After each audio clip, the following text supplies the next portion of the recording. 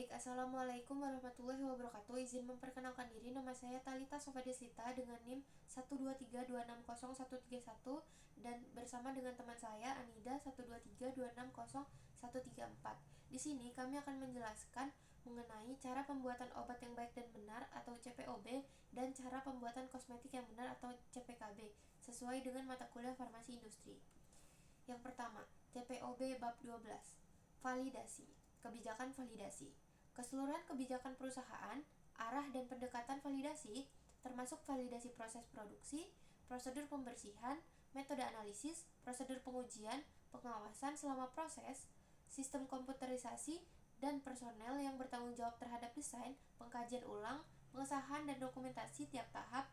Validasi seharusnya didokumentasikan dan validasi seharusnya diperluas terhadap kegiatan yang diketahui bersifat kritis terhadap mutu dan kemurnian BAO. Selanjutnya yaitu dokumentasi validasi.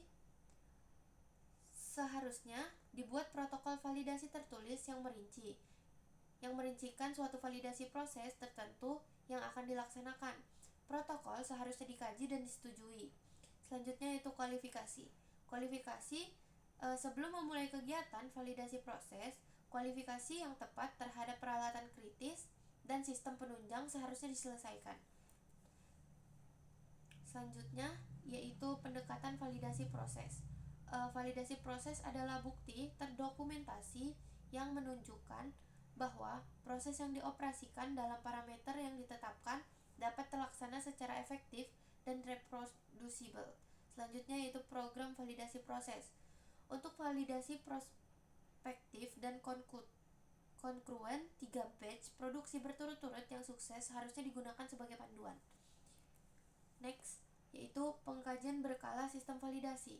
Sistem dan proses seharusnya dievaluasi secara berkala untuk memverifikasi bahwa sistem dan proses tersebut masih beroperasi sesuai dengan hasil validasi. Dan revalidasi tidak perlu dilakukan jika tidak ada perubahan yang bermakna. Selanjutnya yaitu validasi pembersihan. Prosedur pembersihan seharusnya divalidasi. Protokol validasi pembersihan seharusnya menjelaskan peralatan, prosedur, metode pengambilan sampel, dan metode analisis yang tervalidasi.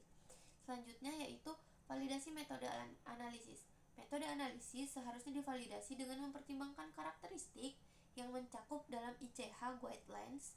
Kualifikasi peralatan analitis yang tepat seharusnya dipertimbangkan dan catatan lengkap seharusnya dibuat untuk tiap modifikasi metode analisis yang tervalidasi. Berikut merupakan contoh kasus dari validasi. Gudang harus bersih, rapi, dan memiliki pemisahan area seperti karantina, lulus, ditolak, atau produk jadi. Contohnya, area bahan lulus dan bahan tolak dipisahkan dengan label yang jelas. Penyimpangan, bahan harus dipakai produksi tanpa pemeriksaan. Kasus obat sirup beracun. Apa kewajiban industri farmasi dalam produksi obat aman dan bagaimana praktiknya? Next. Baik, selanjutnya akan masuk ke CPKB atau cara pembuatan kosmetik yang baik. Pada bab ini berfokus pada bagian menjaga kualitas bahan baku dan juga produk jadi melalui sistem penyimpanan dan juga pengawasan yang ketat. Next. Terdapat ketentuan umum dalam penyimpanan yang memiliki prinsip adalah menyimpan semua bahan dan juga produk dalam kondisi yang dapat menjaga mutu. Nah, bahan aktif ini harus disimpan dalam wadah tertutup pada suhu yang sesuai. Next.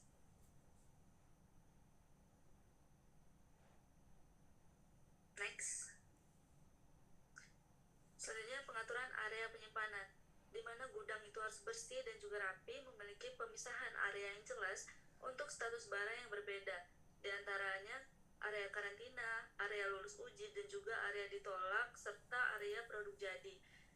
Penyimpangan yang dapat terjadi dalam hal ini seperti menggunakan bahan untuk produksi secara langsung tanpa melalui pemeriksaan terlebih dahulu. Next. Nah, selanjutnya ada sistem karantina, di mana setiap bahan yang baru datang wajib diberi label karantina dan tidak boleh digunakan sampai diperiksa serta diluluskan oleh bagian quality control atau QC. Next. selanjutnya ada penanganan bahan dan juga produk.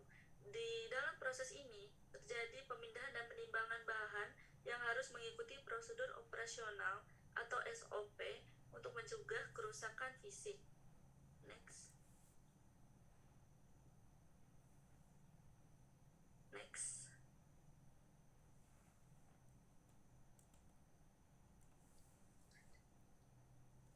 Next.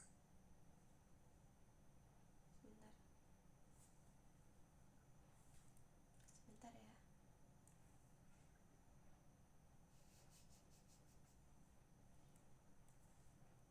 Selanjutnya ada sistem rotasi stok atau first in first out dan juga first expired first out, di mana bahan yang datang lebih awal atau yang mendekati tanggal kadaluarsa harus digunakan lebih dahulu. Contohnya dengan menempatkan bahan dengan masa kadaluarsa terdekat di bagian depan rak. Next. Nah, dan yang terakhir ada pengawasan kondisi dan juga dokumentasi. Suhu dan kelembapan dan pencahayaan gudang harus dipantau setiap hari, misalnya dengan termometer, karena itu akan mempengaruhi stabilitas dari produk itu sendiri. Dan juga setiap produk yang ditolak dan di-reject harus dipisahkan dan diberi label yang jelas agar tidak digunakan bercampur dengan produk jadi. Next. Nah, dan juga pengawasan mutu QC dan penyimpanan produk jadi. QC mengambil sampel dan juga menguji bahan atau produk sebelum dinyatakan lulus. Produk jadi disimpan dengan perlindungan dari panas, cahaya, dan juga kerusakan fisik. Next. Penanganan produk ditolak, rusak, dan juga dokumentasi. Produk yang reject harus dipisahkan dan diberi label yang jelas dan juga tidak boleh digunakan. Semua kegiatan penyimpanan dan juga pengeluaran pengujian harus dicatat supaya dapat ditelusuri. Nah, ini ada kasus yang ditemukan oleh BPOM menemukan sebanyak 205.133 pieces kosmetik ilegal yang berasal dari 91 merek. Nah, ini dilakukan pada 10 sampai 18 Februari. Dalam kasus ini menyoroti pentingnya kepatuhan industri terhadap standar CPKB untuk memastikan produk yang beredar di masyarakat dengan aman dan juga legal, mengingat banyaknya produk kosmetik yang dipasarkan melalui media sosial tanpa izin resmi. Bersumber dari kompas.com. Cukup. Baik, mungkin sekian dari presentasi kelompok kami. Saya ucapkan terima kasih. Wassalamualaikum warahmatullahi wabarakatuh.